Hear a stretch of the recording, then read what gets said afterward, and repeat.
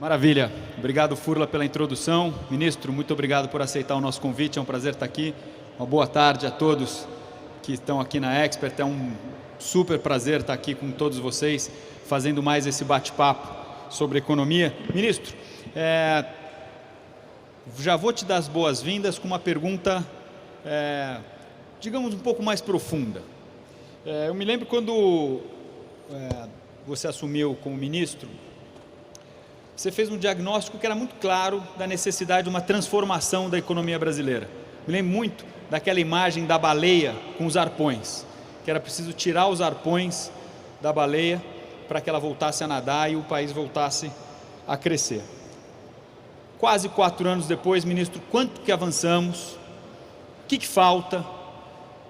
Estamos aí na rota da OCDE. Queria que você fizesse um balanço ali de quantos arpões nós já conseguimos tirar da baleia e quanto que nós já começamos a nadar. Boa tarde a todos, amigos. O Brasil é uma nação gigante. Nós somos resilientes, nós aprendemos, nós temos capacidade de resposta. O que nós estamos vendo hoje, depois do Covid e durante ainda essa guerra da Ucrânia, é que a inflação brasileira está descendo, o desemprego está descendo, a economia está gerando empregos, 14 milhões desde o fundo do poço até hoje. Enquanto isso, no resto do mundo, nós estamos vendo a inflação começando ainda a subir, o desemprego aumentando e o crescimento sendo revisto para baixo. Eu tenho dito isso, no início desse ano, eu disse que nós íamos passar, não só aqui no Brasil, mas lá fora também, revendo as taxas de crescimento brasileira para cima. Amigos nossos previam uma recessão de 1,5%, uma queda de 1% no PIB, e foi revisto para 0, para mais 1, para mais 1,5%, já está em 2%. Ontem 2 bancos, um soltou 2,2%, o outro 2,5%. Ou seja, o Brasil continua revendo as taxas de crescimento para cima. O desemprego já está abaixo de quando o Covid chegou. Nós abrimos 388 mil empresas em um mês passado. A arrecadação continua batendo recorde. Então, o Brasil está no início de um ciclo longo, é o que nós chamamos de um longo ciclo de crescimento. O Brasil está no início de um longo ciclo de crescimento. E as economias mais avançadas estão no final de um longo ciclo de crescimento. Eles sabem disso, desde Davos, em 2019, quando fui lá, e disse que nossa democracia ia surpreendê-los. E aí eu vou para as reformas estruturantes, que são o nosso tema de hoje. Milhões de pessoas nas ruas aqui em São Paulo pedindo a reforma previdenciária, e nós fizemos a reforma previdenciária no primeiro ano, é a primeira reforma estruturante, quando, por exemplo, em Paris, milhões de pessoas impediam a reforma previdenciária. Então o Brasil já começou surpreendendo exatamente pela maturidade da opinião pública brasileira. Ao final do ano, nós enviamos uma reforma administrativa e uma reforma de gastos, reforçando o nosso regime fiscal. O que aconteceu é que o Covid chegou. Quando o Covid chegou, nós paramos as reformas e começamos o combate. E foi um combate muito duro, muito difícil. Vocês sabem disso. O ano de 20, praticamente, nós protegemos 68 milhões de brasileiros vulneráveis, protegemos 11 milhões de empregos. Pela primeira vez, o crédito no Brasil cresceu mais para a pequena e média empresa, porque para as grandes empresas. Foi um longo combate, eu poderia detalhar cada uma das medidas, mas eu prefiro fazer a síntese, dizendo o seguinte: as reformas continuaram. O Brasil tem um fiscal forte hoje, nós estamos bem à frente dos outros países, nós já estamos em equilíbrio fiscal, os juros já estão, a política monetária também já está no lugar, os países lá de fora dormiram ao volante e a inflação está começando a subir lá. Vai demorar mais tempo o problema lá do que aqui. E nós fizemos as reformas estruturantes. Eu depois posso falar em detalhe sobre o controle de gastos, mas o mais importante filosoficamente é o seguinte: o Brasil era uma economia dirigista, estatizada. uma economia baseada em impulsos de governo. E o que aconteceu depois de 30 ou 40 anos de juros altos, de crescimento medíocre, o modelo dirigista fez isso no mundo inteiro. Ele traz corrupção na política e ele traz estagnação na economia. Esses eram os arpões que nós temos que começar a retirar. E aí começamos a retirar. Fizemos várias reformas estruturantes, nunca perdemos o rumo. Eu vou dar alguns exemplos. Nós fizemos uma reforma administrativa quase que invisível. Uma reforma administrativa, o Caio sabe disso, esteve lá conosco. Os gastos com o funcionalismo federal são em torno de 300 bilhões. Se fizéssemos uma reforma, cortássemos 10%, seriam 30 bilhões, 20% seriam 60 bilhões. Pois bem, nós economizamos 160 bilhões. Quando nós desindexamos, durante a crise, nós desindexamos salários. E trabalhamos em tempos de crise e tempos de guerra, nós trabalhamos como as democracias avançadas trabalham em tempos de paz. A política decide que o dinheiro vai para a saúde, mas em compensação interrompe os reajustes salariais. Porque se estão em home office, têm estabilidade de emprego, tiveram aumento 50% acima da inflação nos últimos 17 anos, um governo contratou 120, 130 mil funcionários, eles sim, 30 mil se aposentaram, ficou um aumento de 100 mil. O governo seguinte contratou 100 mil, 40 mil se aposentaram, eles aumentaram 60 mil. Então, houve um aumento de 50% dos salários, acima da inflação, e uma contratação de 160 mil funcionários. O que nós fizemos? Deixamos 50 mil se aposentarem, digitalizamos, viramos o governo digital mais avançado das Américas, primeiro lugar no ranking do Banco Mundial, com mais de 3 mil serviços públicos através dos meios digitais. Não tem mais prova de vida. Você não precisa pegar o avô, a avó que está com Alzheimer ou está doente e levar para um hospital. Não, é tudo feito digitalmente. Você hoje paga todos os auxílios digitalmente. Digitalizamos 130 milhões de brasileiros. Então, houve uma reforma administrativa invisível, uma modernização do serviço público. Houve também uma reforma tributária invisível, está acontecendo, vocês estão observando. Caindo os impostos indiretos, imposto sobre gasolina, imposto sobre diesel, imposto sobre telecomunicações, imposto sobre eletricidade. Esses impostos estão caindo porque nós somos um governo liberal-democrata. Quando aumenta a arrecadação, nós reduzimos as alíquotas e simplificamos os impostos. Nós não queremos esse aumento de arrecadação. Se nós estamos controlando os gastos, nós queremos justamente aliviar a população. É o primeiro governo que vai sair gastando menos que entrou. Nós entramos, estava 19,5% do PIB. Para combater a doença, nós fomos a 26,5% do PIB. E agora está a 18,7% do PIB, menos do que quando a doença começou. Então não faltou dinheiro para a saúde, mas nós travamos as outras despesas. Então fizemos uma reforma administrativa, estamos empurrando a reforma tributária, baixando os impostos indiretos. Faltam alguns passos, aprovamos a reforma tributária na Câmara de Deputados, o Senado travou, mas o governo não acabou ainda. Nós vamos voltar lá, vamos conferir a conta esse ano ainda. As privatizações, a mesma coisa. Saiu uma matéria agora no estado de São Paulo, esse fim de semana, se somar todas as privatizações, todas as concessões, tudo que foi feito em todos os governos, desde a redemocratização, nós fizemos 15% acima de todos esses valores. Você estava lá ainda quando nós vendemos 120 bilhões no primeiro ano, subsidiárias da Petrobras, você estava lá ainda quando começamos no segundo ano a desalavancar os bancos públicos, e agora privatizamos a Eletrobras, não é? A maior empresa de energia renovável das Américas, é agora uma empresa que vai investir 15 bilhões por ano, em vez de só 3 bilhões, é uma fonte de garantia energética para o Brasil. Foi difícil a luta, mas nós conseguimos privatizar também. Então, seguimos com as privatizações, fizemos mais acordos comerciais do que todos os governos anteriores. Pela primeira vez em 40 anos, baixamos as tarifas de importação no Mercosul.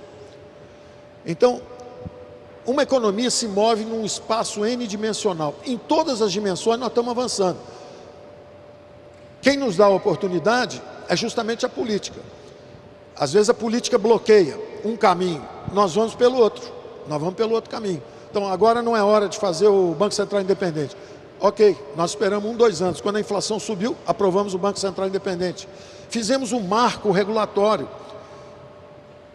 saneamento, 5G e telecomunicações, cabotagem, ferrovias, aeroportos, portos. Nós temos 890 bilhões de investimentos já contratados, compromissos de investimentos. Grandes empresas brasileiras e internacionais nos pagaram 160 bilhões de sinal pelo direito de investir 890 bilhões nos próximos 10 anos. Para você ter uma ideia do que é isso, são 80 bilhões por ano. Isso é 10 vezes o que o super-ministro nosso gastou esse ano, por exemplo, o ministro Tarcísio. Extraordinário. Aliás, eu não sei se eu posso falar, mas vocês estão, de repente, próximos de ter um excepcional governador. Então, são 800 bilhões.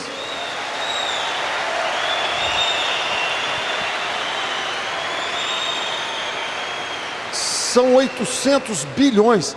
Isso é 10 vezes mais. Só para vocês terem uma ideia, por exemplo, quando a gente pega uma empresa feita a SEDAI, que foi privatizada, ela mobiliza 50 bilhões, 20 bilhões de outorga, pagamento para o Tesouro, e mais 30 bilhões de compromisso de investimento.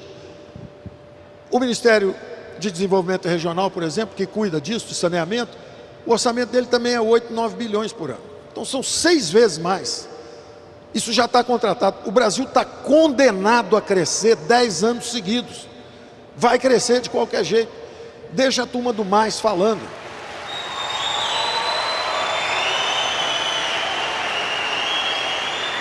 Fundo, fertilizantes, transportes também, né, por causa do petróleo, tudo isso subindo. O que nós fizemos? Reduzimos os impostos de forma a manter uma certa, digamos assim, capacidade de transporte no país por enquanto, e ao mesmo tempo aumentamos os auxílios, reforçamos os programas sociais.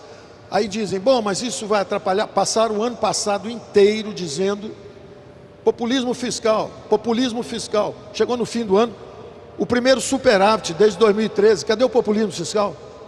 Onde é que está o populismo fiscal de um governo que, pela primeira vez desde 2013, gera um superávit?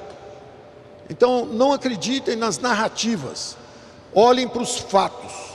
É o barulho da política que está infernal, porque a democracia brasileira é vibrante, é polarizada no momento, nós vamos superar isso um dia, porque somos todos brasileiros, mas a verdade é o seguinte, não prestem atenção nas narrativas, prestem atenção nos fatos.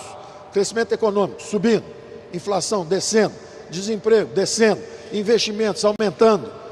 Esses são os fatos. Então prestem atenção nos fatos e não desanimem. Ministro, queria reforçar as boas-vindas.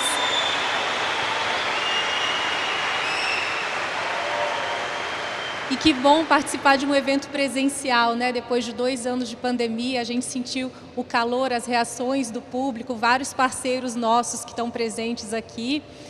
Ministro, eu queria falar justamente desse tema que o senhor comentou no final. A gente está nesse momento de repensar o país, a gente está no momento pré-eleitoral e já tem vários atores políticos falando numa possibilidade de se mudar a nossa âncora fiscal, que hoje é o teto de gastos. No próprio governo Bolsonaro, a gente teve esse aumento do Auxílio Brasil para R$ 600.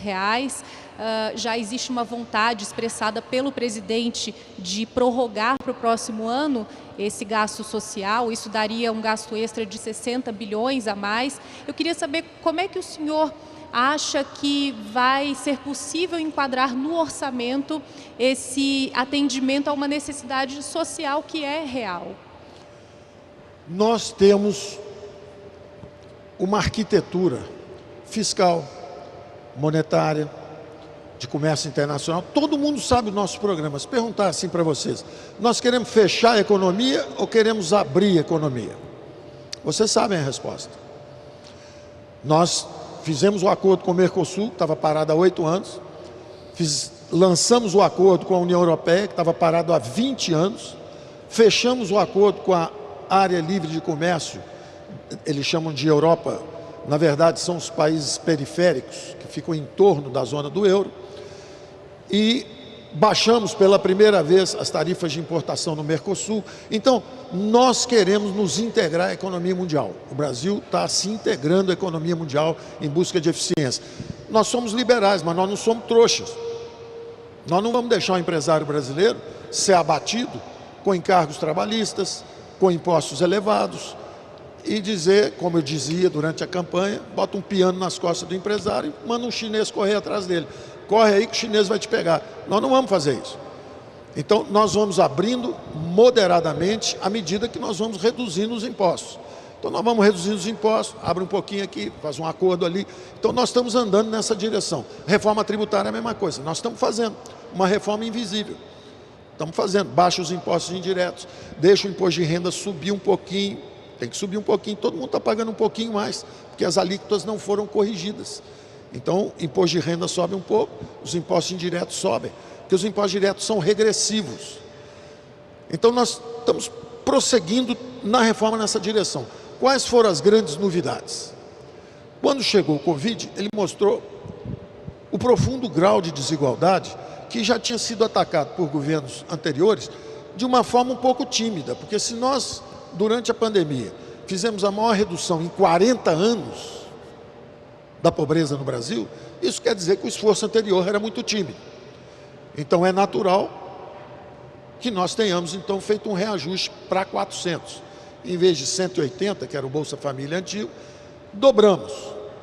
Dobramos e estávamos nessa posição. Não tem nada de governo populista, um governo fazendo a coisa que tinha que fazer. Só que veio a guerra, os preços de alimentos continuaram subindo e a vulnerabilidade da população aumentou. O que nós fizemos de novo? Com o fiscal forte, com responsabilidade fiscal. Queriam um ano passado que a gente desse subsídio para a gasolina. Nós não demos subsídio. Nós baixamos os impostos. Nada de subsídio. E sim, vamos lançar uma camada de proteção para os mais frágeis. E aí lançamos a camada de proteção de reforço para 600 novamente.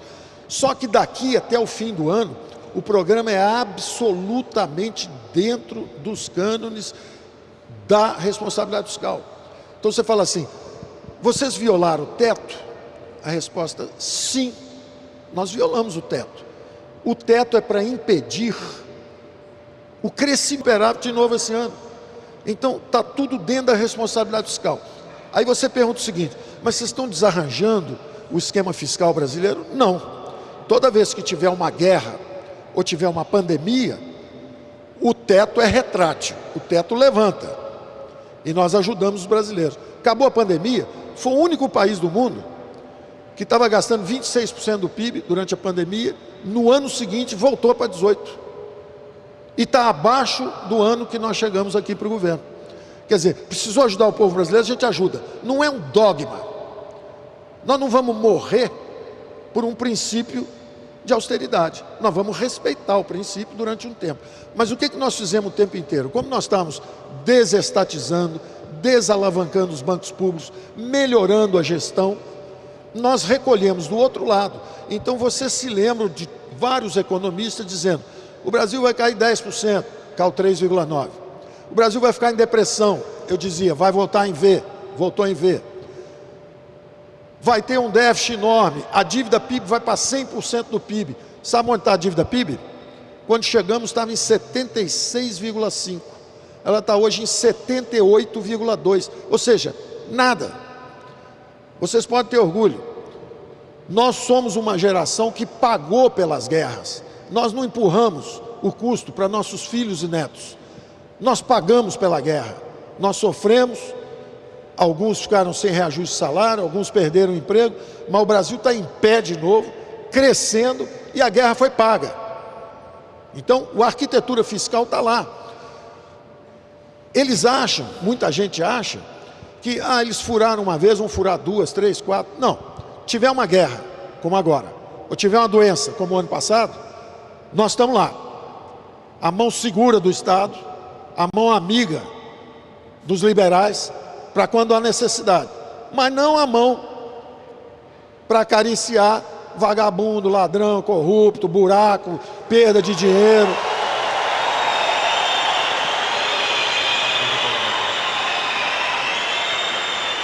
Ministro. Caio Mergalho, contigo. Ministro, mas assim, aproveitando esse ponto, eu acho que um questionamento que a gente ouve muito no mercado, acho que é uma boa oportunidade para você falar sobre isso, é um pouco nessa linha de aquela sensação de que a qualquer desculpa a gente pode furar o teto e gastar mais, de forma que para frente a dívida hoje está baixa, mas se a gente for nesse ritmo, em algum momento a receita pode desacelerar e esse dinheiro vai fazer falta lá na frente. Como é que você vê esse problema? Excelente pergunta, e a resposta é o seguinte: o que nós fizemos no atacado durante a guerra, que foi interromper reajuste de salários.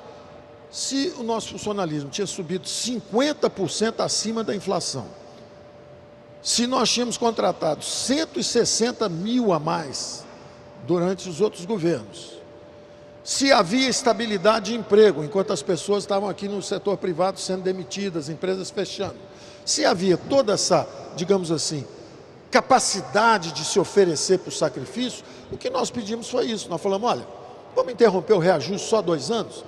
E só isso aí já deu para pagar, entre aspas, esses recursos que foram para lá. E você pergunta, mas e se vier outra guerra, e se tiver toda hora uma desculpa? Bom, está na Constituição brasileira, nós botamos lá não só o protocolo de guerra. Se tiver guerra, você vai lá e aperta o botão. Aperta o botão vermelho e você tem todo o protocolo. É agora um legado para as futuras gerações. Se tiver uma guerra mundial, o presidente da República chama o Congresso, aperta o botão vermelho e entrou em regime de emergência. Você já imaginou alguém em Londres, quando teve a Segunda Guerra Mundial, os alemães jogando bomba, você já imaginou se alguém parar e falar, vou fazer greve? Ninguém mais circula no metrô porque eu estou em greve enquanto não me der um aumento de salário. Não se faz isso durante guerra. Então, todo esse protocolo está lá. Agora, tem um protocolo melhor ainda que está lá, que é o seguinte, qualquer cidade brasileira, não precisa mais de ministro, não precisa mais de Constituição, não precisa de nada, não precisa mais de alguma iniciativa do Congresso. Qualquer cidade brasileira que gastar mais de 95%, 96% das suas receitas com o próprio funcionalismo, tem que travar durante 1 ano e meio. Ou seja, qualquer crise fiscal no Brasil, você é mais jovem, mas eu sou de uma geração que levava 15, 20 anos para combater uma crise fiscal. Endividamento em bola de neve, juros na lua, aumento de impostos. Agora não. Em 1 ano e meio, qualquer crise fiscal acaba. Qualquer cidade brasileira atingiu o gatilho, dispara o gatilho, tem que travar o aumento, até caber no orçamento de novo. Em 1 ano e meio, como tem um crescimento de 3%, 4%, vai ter uma inflação de 3%, 4%, as receitas sobem 10% um ano, 10% no ano seguinte, acabou a crise. Então, você não precisa... Está lá. O fiscal não é só forte. Você sabe, hoje, 26 estados estão no azul. 5.500 municípios estão no azul. Porque quando nós travamos o reajuste de salário por 2 anos e despejamos 700 bilhões, nós fizemos o maior programa de saneamento fiscal que já aconteceu no Brasil. Está todo mundo no azul. Todo mundo está no azul. Está todo mundo em equilíbrio. A grande pergunta agora é o seguinte, o que nós vamos fazer com esse dinheiro? Vamos dar aumento de salário para a máquina pública de vez, outra vez, e inchar outra vez, sair contratando, feito alguns governadores saíram fazendo, inclusive aqui, ou nós vamos fazer feito o governo federal que diz o seguinte, vamos compartilhar esse aumento de receita com todos os brasileiros. Vamos baixar os impostos para todo mundo, em vez de dar aumento só para uma fatia da população.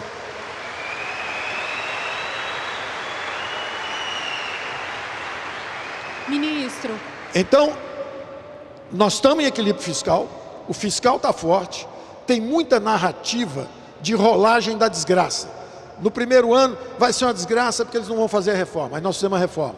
No segundo ano vai ser uma desgraça porque o PIB vai cair, eles não vão vacinar ninguém. Nós vacinamos todo mundo e retomamos as reformas. Banco Central Independente, marco regulatório da cabotagem, marco do setor elétrico, 5G e telecomunicações, lei da falência, marco do saneamento. É isso que garante quase 1 trilhão de novos investimentos já contratados. Então nós estamos absolutamente preparados para subir, nós estamos preparados para enfrentar o desafio. Tem muita gente lá fora que não vai aguentar o tranco. Tem muito país que se considera avançado que não vai aguentar o tranco. E o Brasil está em pé de novo, já sacudiu a poeira, está pronto para a briga outra vez se precisar. Tá certo? Ministro, a pergunta que nós mais recebemos dos nossos parceiros no mercado, dos clientes, que fazem contas, né, para poder tomar decisões de investimento é a seguinte: existem muitas demandas por mais gastos, existe demanda para reajuste de servidores públicos, atualização da tabela do imposto de renda, o Auxílio Brasil para que ele continue nesse valor de R$600, por mais investimento público. Como o senhor imagina que será possível atender essas demandas ou não será possível atendê-las? Nós temos os compromissos e as ferramentas. Os compromissos. O nosso compromisso é o seguinte: responsabilidade com as futuras gerações. Se durante a guerra, a pandemia, o Covid, e durante essa guerra da Rússia, nós estamos mantendo o nosso equilíbrio, por que nós não vamos manter agora que a situação está melhorando? Então, o compromisso existe. É possível dar um auxílio emergencial agora de 600 para sempre, por exemplo? Ou é possível fazer um reajuste da tabela do imposto de renda? É possível? A resposta já está numa reforma tributária que já está no Congresso e já foi aprovada para a Câmara. Se vocês olharem lá, está escrito o seguinte: nós vamos taxar lucros e dividendos. São só 60 mil pessoas, hein? Não acha que eu estou falando com vocês, não. São 60 mil pessoas. É só acima de R$500 mil por mês. Quem tirar dividendo acima de R$500 mil, 400 mil. Se você, vamos supor, é 400 mil o limite. Se você tirar 500 mil de dividendo, você vai pagar 15% sobre 100 mil, sobre o excesso dos 400. Então imagina que você é dono de uma fábrica, tem uma opção de funcionário, todo mundo paga 27% de imposto de renda e você paga zero. Você não tem que ter vergonha de ser rico, você tem que ter vergonha de não pagar imposto. Então, se acima de 400 mil, se você tirar 500, você pagar 15%, você recebeu R$500 mil e pagou R$15 mil. Você acha que é injusto ou você acha que está correto? Está correto, até para a gente ter um imperativo moral nosso. É um imperativo moral. Como é que você vai empregar uma opção de gente que paga imposto se você não paga, se retirar em dividendos? Agora, não quero mexer consultório médico, em pequenas empresas de engenharia, pequenos escritórios de advocacia, ninguém vai pagar, é só quem tirar mais de R$500 mil de dividendos. Aí vai pagar só 15%, que é metade do que o seu funcionário paga, pelo amor de Deus. Se a gente não fizer isso, isso é um imperativo moral. Isso está na reforma tributária. Então, com a reforma tributária, eu pego 60 mil pessoas só, boto esse imposto lá em cima e pago. Curiosamente, como você precisava de uma fonte, no imposto de renda a gente mandou essa fonte. Então está carimbado já. Se aprovar a reforma tributária, que já está lá, tem tanto o reajuste do imposto de renda, quanto o adicional de R$200. Porque nós, na época, queríamos passar de 200 para 400 o Bolsa Família. Então o cálculo que está lá é para R$200 de delta. É esse delta agora, de 400 para 600. Então é perfeitamente equacionável. Aí você fala, bom, mas tem um problema do teto ainda. Tem um problema do teto. Então, não sei se você viu o presidente da Câmara, outro dia, Lira, dizendo o seguinte: nós temos que fazer em tempos de paz o que fizemos em tempos de guerra. Quem sabe a gente não vai desvincular, desindexar, quem sabe nós vamos dormir no Brasil e acordar na Alemanha ou nos Estados Unidos, que é onde a essência da política é o uso dos recursos públicos. Em vez do dinheiro estar todo carimbado e você ficar nessa disputa eu acho política que esse feroz. ponto seria legal, Caio, explicar um pouco da indexação que a gente tem de despesas no Brasil. Não, boa, Furlan. Esse ponto que o ministro coloca é muito importante. Eu me lembro que desde o início, né, a gente vem falando do DDD, né? Desindexar, desobrigar e desvincular. Porque o orçamento brasileiro, mais de 90% é carimbado. Né? É aquela coisa do Brasil andar então é como se você software, tocasse uma empresa, né? Que 90% da receita você tem que... Já está tudo destinado. Você tá no vermelho, mas você não consegue cortar 90% das despesas da sua... E o mais importante, Caio, porque quando fala assim, vou desindexar, você fala assim, vai faltar dinheiro para a saúde. Não. Por exemplo, o ano passado foi desindexado. A saúde recebeu 700 milhões. Aí você fala assim, e a educação? A educação foi desindexado. Subiu 130% com o Fundeb. Quer dizer, na verdade, desindexar só quer dizer o seguinte: pode ser muito mais do que a inflação ou muito menos, só depende da decisão política, que é o que nós fizemos. Tem uma guerra, dá o dinheiro para a saúde, não precisa ter reajuste durante 1 ou 2 anos. Acabou a guerra, é assim nos Estados Unidos. Acabou a guerra do Afeganistão, agora está na hora de dar o reajuste em todo o funcionalismo ou de aumentar os benefícios sociais. Ou seja, né, ministro, você dá a oportunidade de nós escolhermos o que é o gasto mais pertinente a cada momento. É uma do tempo. democracia, é uma democracia. A essência da política é o uso dos recursos públicos. Aqui fazer política é jogar a bomba no outro, tentar prender o outro. Não é isso que é a política. Agora, deixa eu lhe perguntar uma coisa, ministro. O senhor estava falando da reforma tributária, olhando pelo lado do dividendo. Mas e a reforma tributária lá dos impostos indiretos? Aquela unificação do ICMS, isso está fora da lista? Não, vai voltar temos para a um lista? passo importantíssimo. Reduzimos IPI, ICMS. Porque isso me parece talvez o maior peso sobre o empresário brasileiro. O caos tributário está mais ali nesses impostos indiretos. Perfeitamente. Né? E nós fizemos esse pequeno ensaio agora. Baixando o ICMS e o IPI, olha o que está acontecendo. Economia voando, arrecadação. Eu estava chegando aqui hoje, 2 notícias. Primeira notícia, de novo recorde de arrecadação. 9% acima do previsto para julho. Depois de já ter reajustado tudo que estava acontecendo, fizeram os cálculos novos, já veio de novo para cima, arrecadando mais. Então isso mostra que quando você simplifica e reduz os impostos, a economia sai voando e a arrecadação aumenta, que é o que nós estamos fazendo. Ou seja, nós tiramos os arpões da baleia. A baleia começou a mexer. Estava toda arpoada, toda amarrada, sangrando, quase morrendo. Começou a mexer. Está querendo crescer 2,5%. Aí você falou, o ano que vem vai parar de crescer. Errado. É ao contrário. É assim. Era para estar subindo 4% esse ano. 3,5%, 4%. Como os juros estão muito altos, tem um componente de desaceleração cíclica. E deve subir mais um pouquinho hoje à noite. Possivelmente. Eu não sei porque o Banco Central é independente. Graças a Deus eu não vejo e não falo.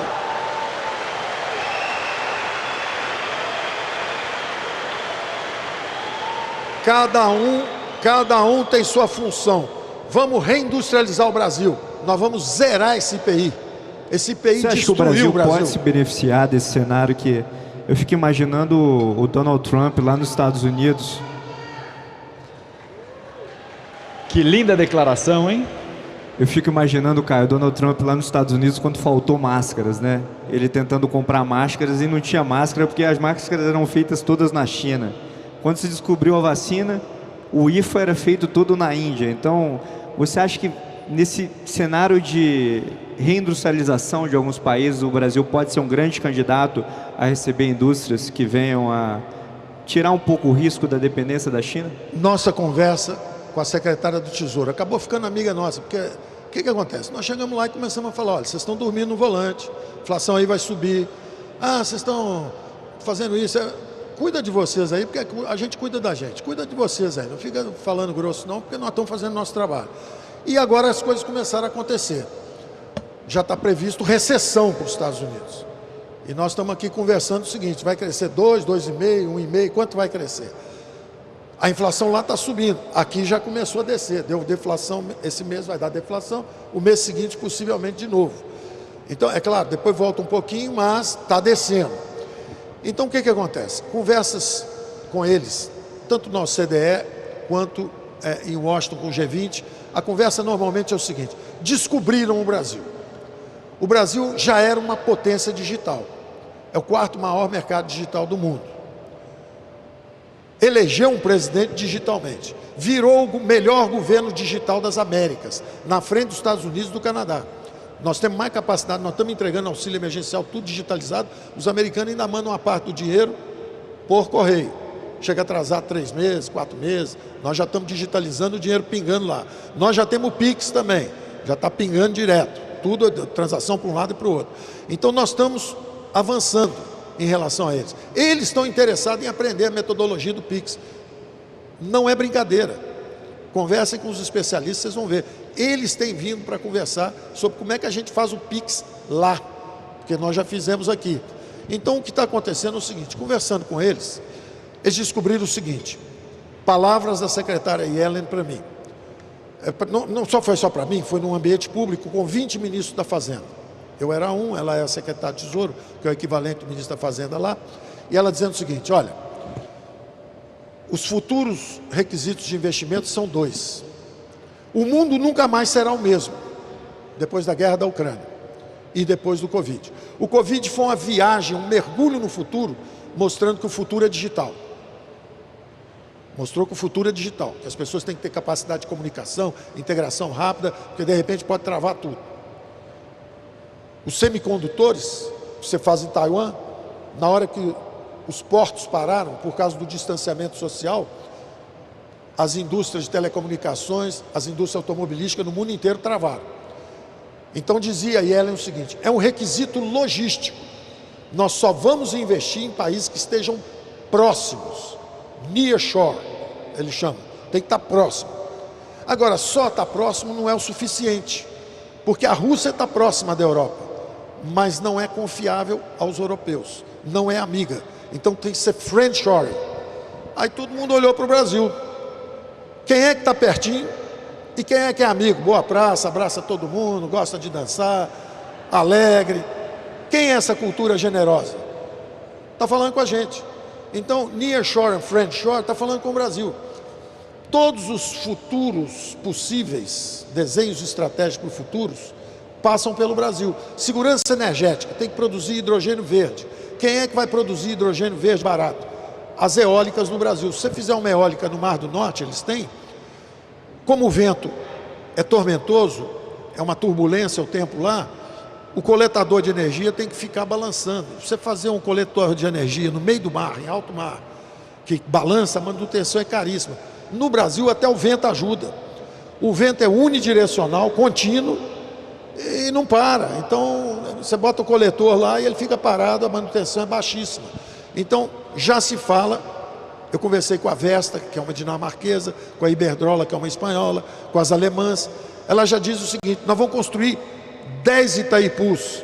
O nosso ministro de Minas e Energia é mais animado, conversou com eles, voltou com 50 Itaipu. Eu estou fazendo por 10. Se for só 10, eu já estou satisfeito. 10 Itaipus de energia eólica nos próximos 4 anos no Nordeste. Então nós vamos dar um choque de energia barata. Nós vamos reindustrializar o Brasil, acabando com o IPI, de um lado, que é um imposto que desindustrializou o Brasil, e de outro lado com energia barata, produzida com solar e eólica. Eólica é 10%, solar é 5%. Nós vamos dobrar, nós vamos já para 30%. E o Brasil já tem a matriz energética mais limpa do mundo. Um copo feito no Brasil, um plástico feito no Brasil, uma tela de televisão, qualquer coisa que fizer no Brasil, tem menos carbono, emissão de carbono, do que em qualquer lugar do mundo. Então, em vez de xingar a gente por causa de um eventual problema que teve na floresta, eles entenderam o seguinte: nós precisamos do Brasil. O Brasil é decisivo para a segurança energética. Então o nosso futuro estratégico é ir para esse caminho. Potência verde, potência digital, potência energética, é a nossa vantagem comparativa. Potência alimentar. Então nós sabemos muito bem para onde nós estamos indo. Nós somos uma grande nação. Eu não pensava assim 10, 15 anos atrás. Já estava acomodado com a mediocridade, o zero crescimento, o estado de corrupção que tinha na política, essa confusão total. Eu entrei meio acidentalmente no barco e eu descobri que nós somos uma grande nação, nós estamos à altura dos desafios, nós estamos vencendo os desafios e nós vamos crescer. Quando a gente fala que vai crescer 2,5 esse ano, o 2,5 é o resultado potencialmente de 3,5 ou 4 de estrutural por investimentos, que saíram de 14%, 15%, já chegaram a 20%, estão chegando a 20% do PIB. Por isso aí a gente devia estar crescendo 3, 3,5%. Mas como o juro tão alto, tem um componente de desaceleração cíclica esse ano. O ano que vem, com a inflação caindo, o juro baixando, vai crescer mais, não é menos. Então, todo mundo que andou fazendo previsão que o PIB ia cair, reviu. Todo mundo que andou fazendo previsão que a rolagem da desgraça. A desgraça é esse ano, não é esse ano. Ah, é agora, tem populismo fiscal. E não teve, deram superávit. Então, o ano que vem, esquece. O ano que vem vai ser um bom ano e dias melhores novamente. Ministro,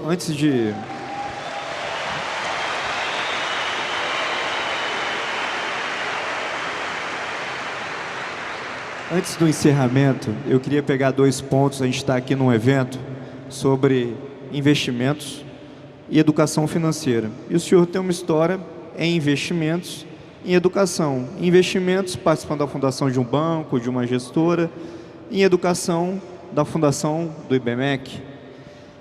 O que você dá de dica para quem está começando a investir hoje, para quem está tentando se especializar e quer trabalhar com investimentos? Olha, tudo que nós conversamos sobre choque, sobre auxílio, transferência de renda, tudo isso são problemas fundamentais, que, como eu disse, que nós aprendemos, né? Primeiro, nós precisamos controlar os orçamentos públicos através de uma política, a boa política. A política, se um lado ganha, fala, olha, eu quero mais segurança pública e mais educação. Se o outro lado ganha, eu quero mais política fundiária, eu quero... Então, é a primeira lição. A segunda é o seguinte, e os investimentos públicos? Os investimentos públicos nós temos que transformar, por exemplo, bilhões que estão num BNDES, por exemplo, sob forma de capital financeiro. Isso é um capital estatal. Em vez do BNDES ter 30, 40 bilhões em ações da Eletrobras, agora já que ela é privada, vende isso e aumenta a capacidade de investimento público. Então, faz um fundo de reconstrução nacional. Lembre-se que o teto é para impedir gastos recorrentes. Se você vender uma estatal, matar a dívida, 50% ou 60% vai para matar a dívida, mas pegar 20%, fundo de erradicação de pobreza. Foi uma lição que nós aprendemos. As desigualdades sociais estão muito altas no Brasil, nós precisamos alimentar essas transferências de renda. E se intensificaram com a pandemia, né, no Brasil e no mundo inteiro. Exatamente. Então, fazemos lá um fundo de reconstrução nacional para recuperar a capacidade de investimento do setor público. E um fundo de erradicação da miséria. Mas isso não é dinheiro do orçamento, não é dinheiro recorrente, não é nada disso. Vendeu a estatal, tem. Não vendeu a estatal, não tem. Não tem. Então, eu estou falando isso porque é importante. Da mesma forma, o precatório. Correu aí, o precatório, a PEC do calote. Não é calote, é o contrário. Nós estamos preservando o Brasil. O que nós fizemos? Pela primeira vez, nós demos previsibilidade. Previsibilidade para o gasto de previdência, porque nós controlamos o gasto. Agora está caindo. Previsibilidade para o gasto administrativo. Era 4% do PIB, agora é 3% do PIB. Controlado. De repente surgiu um capeta, pulou da moita e entrou na frente de todo mundo, que era o tal do precatório. O negócio era 8 bi, passou para 16, para 35, de repente para 90. Estava subindo mais rápido do que a Previdência Social. O que nós fizemos? Bota embaixo do teto, ou seja, agora é previsível. Ano passado foi 46, esse ano é 49, o ano que vem é 50 e poucos. 90% dessas causas, totalizando 26, 27 bi, são requisições de pequeno valor. É o brasileiro que brigou com a esposa, não está pagando a pensão, são pequenas causas. Isso a gente paga. Agora, tem meia dúzia de grandes escritórios aqui em São Paulo, mais meia dúzia de grandes empresas com fundos, etc. Nós só estamos pedindo ajuda para vocês, grandes financistas e grandes advogados. Faz o seguinte, transforma em moeda de privatização. Lembra da Embraer que estava quebrada? Com moeda de privatização virou uma grande empresa privada de novo? É a mesma coisa. Você pode comprar portos, você pode comprar aeroportos, você pode comprar ferrovias, você pode participar da privatização da Petrobras, você pode fazer o que quiser com esses recursos. Então, está muito mal compreendido, não tem calote nenhum, é o contrário. Nós estamos pegando os melhores financistas e os melhores advogados do Brasil. Em vez dele derrubar a velhinha que vai fazer compra do supermercado, que é o Tesouro, que é a União, que são nossos filhos e netos, toda vez que ela estava indo para o supermercado, alguém derrubava ela e tirava uma grana dela. Agora nós estamos falando assim, faz o seguinte, ajuda a moça a fazer as compras, bota tudo no carrinho, leva na casa dela, bota tudo na geladeira, recebe o seu FII e vai embora, mas ajuda a transformar a economia brasileira. Foi isso que nós fizemos com a PEC dos precatórios. Os precatórios vão ser uma ferramenta extraordinária. Daqui a 2, 3 anos, quando olharmos para trás, vários postos de petróleo, a própria Petrobras pode ter sido privatizada, portos, ferrovias, tudo isso pode ser usado. Então, eu estou primeiro liquidando esse aspecto fiscal, dizendo nós estamos de olho nisso tudo e nós vamos manter o compromisso. Teve um aumento no social, alguém paga, sempre mantendo. Agora tem a pergunta dele sobre educação financeira. Realmente, eu tenho uma história nesse setor. Eu criei os MBAs executivos em 1983, 84. Fundamos o IBMEC, fundamos a Abril Educação, que virou uma empresa de mais de 1 milhão de jovens, saiu do zero, mais de 1 milhão de jovens, em ensino básico de qualidade. Agora, teve há pouco tempo aí, alguns investimentos que eu fiz, mas que eu tive que vender tudo a custo, para não dizer, o ministro ganhou dinheiro quando estava lá, vendi tudo a custo. Quer dizer, perdi uma fortuna para vir para o governo, mas com o senso de que eu estou ajudando e fazendo a coisa certa. Então eu tenho que recomendar para vocês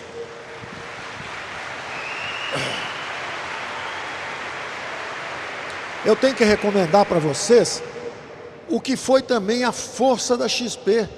Eu me lembro quando a XP era pequenininha e começou com a educação financeira. Um cursinho de educação financeira aqui, o outro ali, outro ali. Ou seja, eles estão democratizando o acesso à acumulação de riqueza, democratizando o acesso às oportunidades de investimento. Então, esse caminho do futuro, nós sabemos que tudo isso que nós estamos discutindo de curto prazo, não é assim que se faz. Isso é sobrevivência, transferência de renda.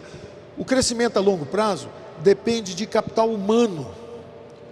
Você pode ter capital físico, máquinas, equipamentos, instalações industriais. Quando chega a tecnologia, dá qualidade àquilo. Por exemplo, eu posso fazer 10 estádios de futebol, 15 estádios de futebol, é uma beleza, o Brasil é o país do futebol, é uma coisa maravilhosa. Mas aquilo ali é um capital físico de produtividade um pouco mais baixa. Vai ter mais rentabilidade, porque nós fizemos também a lei do esporte agora e todo mundo está recebendo. Encontrei com o Ronaldo um pouco antes de entrar aqui, deu os parabéns, comprou um time de segunda divisão, já vai para a primeira divisão, já vai ganhar dinheiro com futebol, o Ronaldo Nazário. Então o cara aprendeu, deve ter feito um curso da XP no intervalo do jogo. Ele fez o curso com... Então, ele fez o curso com Pedro Mesquita. Esse curso de educação financeira é fundamental, os jovens têm que aprender isso. Nós queríamos fazer, está no nosso futuro também, nós vamos fazer uma transformação na Previdência brasileira. Tem essa Previdência que está aí, mas vai ter a carteira verde e amarela. Nós não conseguimos fazer um regime de capitalização. Capitalização, qualquer brasileirinho vai ter 100 encargos trabalhistas, ele consegue o emprego dele, e nós vamos dar um jeito dele acumular recursos e serão uma gestão privada. É uma poupança garantida para esses jovens que hoje são informais. Então, essa indústria de acumulação de recursos vai precisar de educação financeira, porque esses jovens todos, no futuro, vão poder fazer os investimentos. A XP é uma prova disso, né? O que está acontecendo? Nós estamos fazendo... Os empréstimos do BNDE diminuíram, em termos de volume percentual, e o setor privado está aprofundando, está penetrando cada vez mais. Em 2020 e 2021 foram recordes de captação de recursos na Bolsa, mais de 60 bilhões de reais, olhando só em ações. Se for colocar renda fixa, dá quase 800 bilhões de reais. Ou seja, nós vamos botar o governo no lugar certo. O governo é para reduzir desigualdades sociais, o governo é para dar igualdade de oportunidade, e tira o governo da área que ele não sabe gerir, dá 40 bilhões de prejuízo, quando a gente pode dar 200 bilhões de lucros. Então vamos embora, vamos para a educação financeira, vamos aprender a investir, e o Brasil vai crescer baseado nesses investimentos. Júnior Gama tem a última pergunta, a gente já está com o tempo estourado. Então... Infelizmente, nosso tempo está terminando. Queria que o senhor contasse para a gente qual vai ser a pauta prioritária do governo até o final do ano. Vai ter envio de proposta de privatização da Petrobras? O senhor pretende aprofundar o corte no IPI, algo que o senhor já até manifestou que gostaria de fazer? Fazer tudo que a gente está fazendo, muito mais, e algumas novidades, como o Fundo de Recuperação, de Reconstrução Nacional, o Fundo de Erradicação de Pobreza, mas aprofundar os programas. Então, por exemplo, o IPI, nós baixamos 35%. Nós vamos tentar zerar os encargos trabalhistas para a carteira verde e amarela. Zero. São 38 milhões de brasileiros invisíveis, nós temos que dar a eles a dignidade do emprego.